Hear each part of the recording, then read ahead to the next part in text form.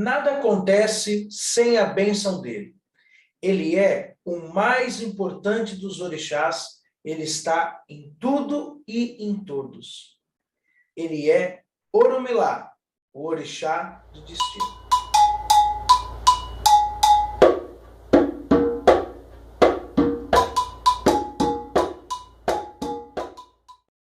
Um filho de Peba que tem fé, nós temos fé.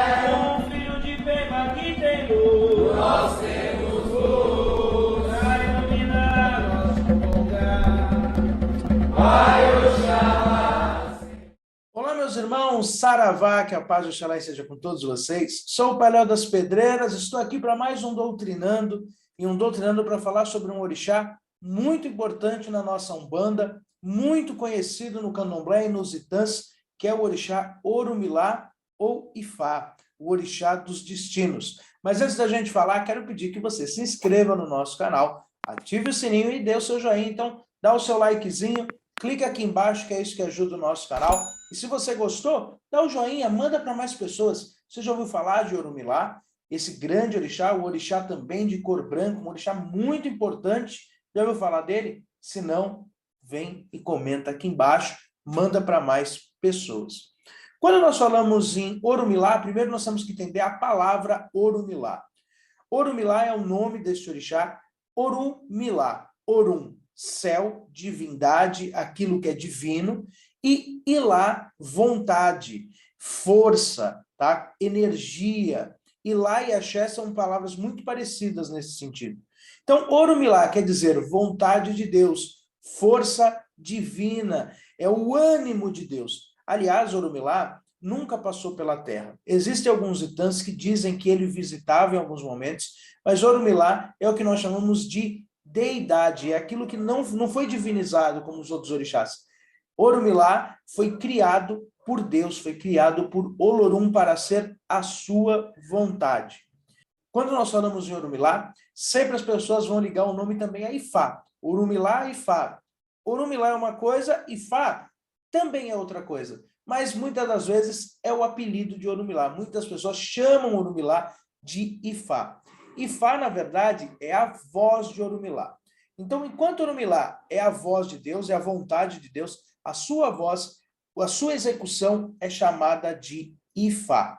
Ifá é aquilo que é a ação que Orumilá faz. E por isso, Ifá acabou sendo o apelido aí de Orumilá. Orumilá é o que nós chamamos de um orixá Ibequiji. O que é um orixá Ibequiji? Ibequiji é o orixá que testemunhou a criação.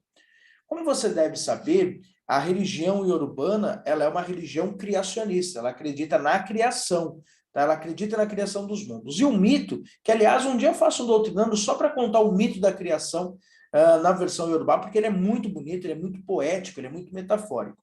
Mas acreditava-se, bem rapidinho, que o mundo era uma cabaça onde viviam 3 irmãos.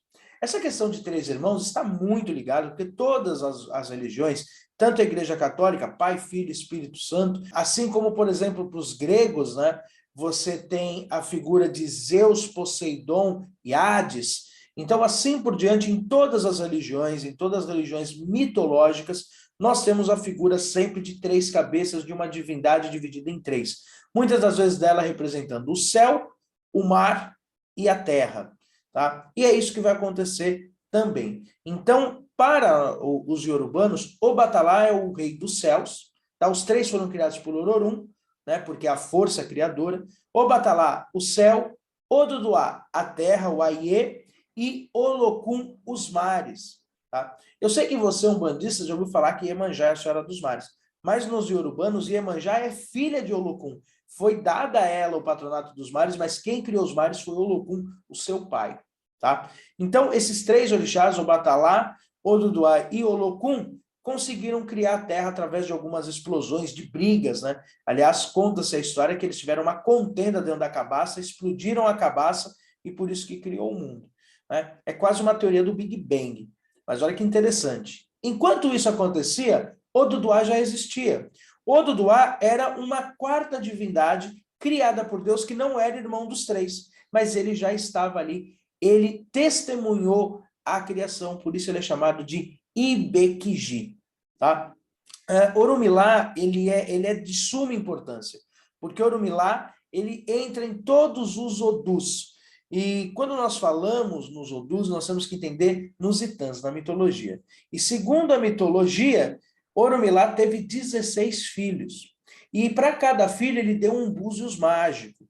Tá? Para cada filho ele deu um búzios, aonde as pessoas poderiam, através desses búzios, entrar em contato com Orumilá. Com certeza você já deve imaginar quais são os 16 filhos de Orumilá. Cada filho deu nome a um Odu, e eu vou colocar aqui do lado o nome de todos os Odus. Na verdade, neste lado aqui, todos os Odus, cada Odu tem o nome de um filho de Orumilá, representando um mito, representando um conto e uma lenda. Orumilá é ele que inventou o jogo de búzios. Orumilá é o próprio destino. E qual que é a forma dos iorubanos ver o destino? Através do búzios. Então foi graças a Orumilá, carregando seus 16 búzios num colar, que entregou para os seres humanos e inventou o jogo de búzios. Quando nós falamos disso, tá, de Orumilá ter inventado o Meriri de Ogum, que é o nome que se dá ao jogo de búzios, foi essa forma de entrar em contato com todos os orixás. Mas Orumilá tem uma importância tão grande que os seus iniciados, para quem é iniciado em Orumilá, para quem é iniciado em Ifá, e eu não estou falando do culto de Ifá que hoje está aqui no Brasil, porque dele eu não tenho tanto conhecimento para poder falar, mas sim falando do orixá, os iniciados de Ifá não são babalorixás. Eles têm o nome de Babalaô, que quer dizer pai do destino. Então existem vários babalorixás, porém existem sociedades pequenas na África de Babalaôs, homens que cuidam do destino das pessoas. E a eles é dado este cargo, que é um cargo só masculino. Tá? Não existe mulher Babalaô lá na África. Tá? É lógico que hoje em dia existe, principalmente aqui no Brasil, muitas mulheres que são condecoradas como Babalaôs, são chamadas de babás, mas lá em África esse é um cargo masculino. Não que as mulheres não possam jogar búzios, porque isso que eu estou falando é o seguinte, este é um culto restrito a Orumilá. Porém, lá em África, todo seguidor, toda pessoa que tem seu cargo, toda pessoa que tem a sua autorização, existe o búzios de Oxum, búzios de Xangô, búzios de Oxóssi, búzios de Ogum, todos ali podem jogar o Meriri de Ogum, porém a invenção foi de Orumilá. Agora, as pessoas iniciadas de Orumilá, elas também usam uma outra forma de adivinhação, que é uma forma mais segura até do que o búzios, do Meriri de Ogum, que é o Opele-Ifá. Opele-Ifá é o nome que se dá ao cordão que tem búzios, que é feito para confirmações. E isso, só quem é iniciado em Ifá, só quem é iniciado em Orumilá, para esse orixá, que tem autorização de jogar e que sabe porque o Opele-Ifá não é fácil ser jogado. Agora, quando nós falamos sobre a forma, qual é a forma fluídica, né? Qual é a personificação que tem Orumilá?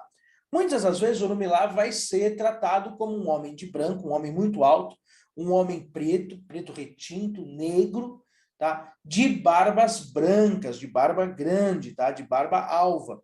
Muitas das vezes ele carrega também uma espécie de opachorô, que não é o opachorô, é um cajado. Ele carrega um cajado, muitas das vezes ele carrega esferas na mão como se fosse o mundo, tá? Isso é muito comum em algumas personificações de Orumilá. Agora, quando nós falamos nessas formas de Orumilá, é importante nós falarmos que Orumilá, assim como Ori, são divindades, são deidades, né, a palavra certa, que não têm uma personificação porque eles não têm uma forma. A verdade é que Orumilá, por mais que ele seja descrito como um orixá especificamente, Orumilá, ele é uma energia, ele é uma força. Ele é a força de Deus, ele é o destino dos homens. É ele que faz o homem progredir, que faz o homem evoluir. E esse destino, essa força, essa vontade de viver, essa vontade de evoluir, é atributo de Orumilá. Então, nós não podemos falar muito bem das formas humanas de Orumilá. Orumilá, por exemplo, diferente de outros orixás na sua mitologia, e aqui, como você sabe, a gente usa como base muito a mitologia dos orixás, do Reginaldo Pandit. Quando nós falamos do mitologia dos orixás, Orumilá não é um orixá que entra em mitologias como casado, com filhos, apesar dos seus 16 filhos. São formas metafóricas, então ele é um orixá muito restrito. Aliás, uma coisa que nós podemos falar é que Orumilá, de todos os orixás, é o orixá mais genioso, é o orixá mais difícil de lidar. Por quê? Porque imagina, ele rege o destino das pessoas, então ele rege os destinos como a sua vontade. Então, muitas das vezes, principalmente lá na África, ele é tido como um orixá intempestivo, um orixá difícil de lidar, um orixá muito genioso, um orixá muito difícil de ser cuidado. Tá? Por isso que pessoas têm destino bom e destino ruim. Quando Orumilá não está bom, ele dá um destino ruim para as pessoas. Então, isso é uma mitologia, então por isso que, como ele é genioso, não tem muita ligação com outros orixás, apesar de todos os itãs, toda a mitologia dos orixás, sempre fazer alusão a Orumilá. Por quê? Orumilá é esse destino. Então, por exemplo, Xangô consultou a Orumilá que deveria guerrear com Ogum. Isso é uma forma metafórica de falar, o destino de Xangô era guerrear com Ogum. Então, Orumilá é sinônimo de destino, tá? Sinônimo de caminho de vida. Quando nós louvamos, né, e entendemos a importância de Orumilá, isso nos dá um sentido melhor de vida. Então, por mais que ele seja um orixá, que ele não é feito na cabeça das pessoas no candomblé, apesar que nós temos sim alguns casos de pessoas que são de Orumilá, mas é uma coisa bem restrita, nós temos que entender que Orumilá, ele é um orixá de suma importância, e cuidar de Orumilá é cuidar do seu próprio destino. Orumilá está muito próximo do nosso ori. Cuidar do nosso ori, da nossa divindade, da nossa cabeça, da energia da nossa cabeça, assim como Orumilá é cuidar da nossa vida, é cuidar do nosso destino. Orumilá representa isso. Então, cuidar de Orumilá é cuidar do nosso próprio destino. Aí você pergunta assim, Pai Léo, mas Orumilá tem saudação? Tem cores? Tem comida de Orumilá? Tem tudo isso. A saudação de Orumilá é Epá Ojum. Essa é a saudação para Orumilá, que quer dizer mais ou menos como salve a energia, ou salve o destino, ou salve aquilo que vem de Deus, né? Ojum é aquilo que nós fazemos como retidão para nos conectar. Seria como salve a nossa conexão com Deus. Alguma coisa nesse sentido. As cores de Orumilá, Orumilá é um orixá funfun. Ele é um orixá de cor branca. Então, o branco é dado a ele, mas o marfim também. Agora, Orumilá também aceita verde e amarelo. Aliás, é muito comum que lá na África, e mesmo aqui no Brasil, nós tenhamos pessoas vestidas com metade da cor verde e metade da cor amarela. Isso é uma forma de conexão, isso é uma representação, na verdade, dos seguidores de Fá. Então, eles podem usar o verde e o amarelo. O dia saudado de Orumilá, assim como todos os orixás funfuns, é a sexta-feira, assim como você saúda Oxalá na sexta-feira de branco, também se saúda Orumilá de branco. O seu dia consagrado é 4 de outubro, que é o dia de São Francisco de Assis. Porém, São Francisco não é sincretizado com Orumilá. São Francisco é sincretizado com Iroko, que é o outro orixá, que é o orixá do tempo. Tá? Enquanto Ifá é o destino, Iroko é o tempo. Aliás, são muito próximos, tá? Esses dois orixás. Um cuida do tempo das pessoas, do tempo cronológico, e o outro cuida do destino das pessoas. Porém, existe um sincretismo para Orumilá, principalmente na Umbanda. A Umbanda sincretiza Orumilá com o Espírito Santo, com a energia do Espírito Santo. Até mesmo por isso que Orumilá, em algumas Umbandas, faz parte daquela tríade espiritual. E Orumilá, ele representa, dentro da Umbanda, essa tríade criadora. A Umbanda também tem o Pai, Filho e Espírito Santo. E isso é tido como Olorum, o Pai, o Deus Criador, Oxalá, o Filho, e Orumilá, o Espírito Santo. Então nós temos muitas doutrinas, muitas vertentes de Umbanda que vão ter Orumilá como essa grande divindade. Por mais que não exista essa personificação, mas nós vamos ter Olorum, Oxalá e Orumilá, o Pai, o Filho e o Espírito Santo. Dentro da Umbanda, realmente, Orumilá não é tão cultuado, não pelo menos com o nome, com a personificação, porém, dentro do culto, ele é muito cultuado de uma forma metafórica, porque quando nós falamos no karma, no destino, no fazer o bem às pessoas, em ajudar as pessoas, nós estamos interferindo no destino dela. Então, Orumilá tem uma grande importância para a Umbanda, mesmo que muitas pessoas nem conheçam Orumilá ou nem façam essa alusão a este grande orixá. Como eu disse, Orumilá é um orixá muito genioso. E por que, Pai Léo, que nós estamos falando de Orumilá em pleno dezembro? Primeiro, porque estamos numa época onde as pessoas ficam mais suscetíveis, mais amorosas, e Orumilá fica mais próximo. Porque nós estamos no nosso destino, no nosso melhor momento. Isso é normal na energia natalina. Além disso, Orumilá tem muito fundamento com Oxumaré. Lembra aquilo que eu falei, que Orumilá é muito genioso? A verdade é que nenhum orixá aguentou muito Orumilá. Xangô tentou junto com Orumilá, porque Xangô é a justiça, então tentou viver junto com Orumilá. Muitos orixás tentaram viver junto com Orumilá, mas poucos conseguiram, porque Orumilá, do mesmo jeito que ele é muito sábio, ele é muito genioso. Aliás, ele é tido como o orixá mais sábio de todos. Tá? Este é uma qualidade de Orumilá que, segundo o Itam, e eu até posso contar porque é bem legal essa história, diz que um dia, né, existe essa lenda, que Olorum, que Deus chamou todos os orixás, todos os seus filhos, para saber qual deles era o mais sábio. E ele pediu que Orumilá, que todos os orixás levassem a melhor comida que eles podiam oferecer. E aí é lógico que todos os orixás se reuniram no palácio de Olorum. Xangô levou o amalá, que é o seu quiabo, que é a sua comida. Yansan levou o seu acarajé. Ogum levou o seu paliteiro. Oxóssi levou o seu quibebe, as suas frutas. Enfim, todos os orixás levaram a sua própria comida, porque era a comida mais gostosa. E Orumilá levou uma língua de vaca, que, aliás, é uma oferenda dada a Orumilá. Levou uma língua de vaca. E Olorum comeu a comida e ele foi perguntando para cada orixá: Xangô, por que o amalá é tão gostoso? Ele falou, porque o amalá ele representa a quentura, ele fervido, representa o fogo, quando ele desce queimando para mim. Aí perguntou para Orumilá, perguntou a todos, e Orumilá ele falou, por que a língua de vaca? Ele falou, porque a língua ela é a representação de tudo que é melhor. Porque a língua dentro da boca, ela fala palavras maravilhosas, ela abençoa, ela cria coisas, ela constrói coisas maravilhosas, ela ama as pessoas, ela traz palavras de amor. Tá bom. Passou um certo tempo, Olorum chama todos os orixás de novo e fala assim, olha, tragam a pior comida que vocês já comeram, aquela comida que vocês não querem mais.